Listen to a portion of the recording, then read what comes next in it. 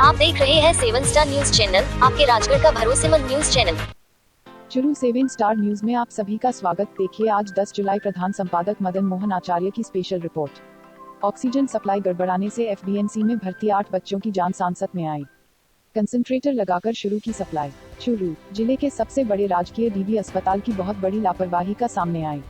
शुक्रवार को अचानक एमसीएच विंग में ऑक्सीजन की सप्लाई की व्यवस्था गड़बड़ा गई।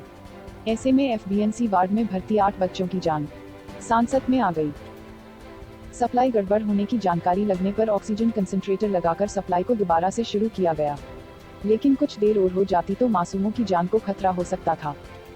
इनका कहना है प्लांट की रखरखाव के लिए कंपनी को ठेका दिया गया था, जिसकी अवधि 2 जुलाई को समाप्त हो चुकी है। कंपनी के कार्मिकों की ओर से गड़बड़ी की जा रही थी।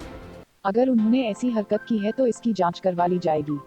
ऐसा हो सकता है कि ऑक्सीजन प्लांट फेल हो जाए, लेकिन व्यवस्था के लिए हमने ऑक्सीजन कंसंट्रेटर उपलब्ध करा रखे हैं। वार्ड में उपलब्ध करा दिए हैं। ऑक्सीजन सिलेंडर और ऑक्सीजन जनरेशन प्लांट कभी फेल हो उसकी व्यवस्था के लिए सिलेंडर के वार्डों में व्यवस्था है। अगर वहाँ के प्रभारी ने ये कहा है तो मैं ये भी जांच कराऊंगा कि उन्होंने कंसंट्रेटर की ट्रेनिंग के बाद में इस्तेमाल क्यों नहीं किया। ये कोई व्यवस्था नहीं है। ऑक्सीजन प्लांट फेल हो सकता है, मैनीफोल्ड फेल हो सकता है, लेकिन हमारे ऑक्सीजन कंसंट्रेटर और ऑक्सीजन सिलेंडर सिस्टम जो है वो चलना चाहिए, वो चलेगा। कार्य असंतोष के और जनक होने के कारण, कोविड में इनके असहयोग के कारण प्रशासन ने निर्णय लिया कि ये जो कंपनी ऑक्सीजन सप्लाई कर रही है इसको दूसरी व्यवस्था के तहत काम कराया जाए। ये इनके जो वर्कर यहाँ जो लगे हुए हैं वो सही काम नहीं कर रहे। 2 तारीख से तक इनका टेंडर था, लेकिन हमने इनको आदेशित किया कि आप अपना हैंडओवर टेकन ओवर करके कहाँ पॉइंट है राज्य सरकार के निर्देशानुसार वो दे के आप पधारेंगे। अब तक इन्होंने हमें हैंड ओवर नहीं किया। मैंने आपको कागज़ भी दिखाया है ताकि हम कहाँ क्या पॉइंट है उसके हिसाब से लगा सकें। श्रीमान जिला कलेक्टर ने निर्देशित किया कि जो ऑक्सीजन प्लांट अपना ऑलरेडी चल रहा है गवर्नमेंट वाला, उस पर लोड कम है, उसमें से आदमी एक बार लगा के इससे हैंड ओवर टेकन ओवर करा के अपनी व्यवस्था सुचारू कर लें।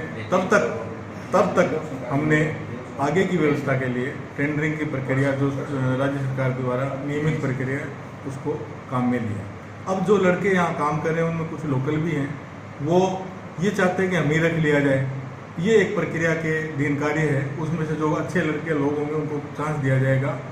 इसके अभाव में उनके द्वारा किसी के द्वारा शरारत की जा रही है, उसकी मैं जांच करा रहा हूँ कि मामला क्या है।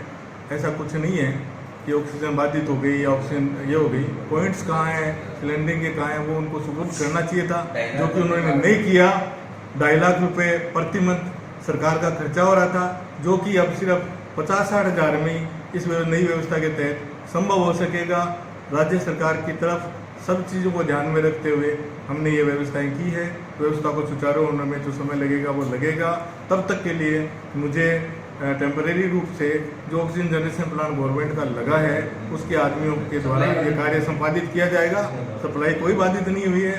ये र्यूमर फैलाया जा रहा है। जो लोग रह रहे हैं, जो लोग इस पर 2 साल से काम कर रहे हैं, वो खुद इसमें काम करना चाहते हैं आगे, वो अपना काम सुनिश्चित करने के लिए इस टाइप की इरेगुलरिटी कर रहे हैं। अगर उन्होंने कोई ऐसी वैसी हरकत की या तो नियम ले रहे थे, 3 आदमी काम कर रहे थे, हमने जांच की, उनकी अनियमितता मिली हमें, जिसकी रिपोर्ट श्रीमान जिला कलेक्टर महोदय ने कराई, एसडीएम साहब ने स्वयं देखा, हमने देखा, हमारी टीम ने देखा। हम चाहते हैं कि जनता को परेशानी नहीं हो, सरकार के पैसे का दुरुपयोग हो।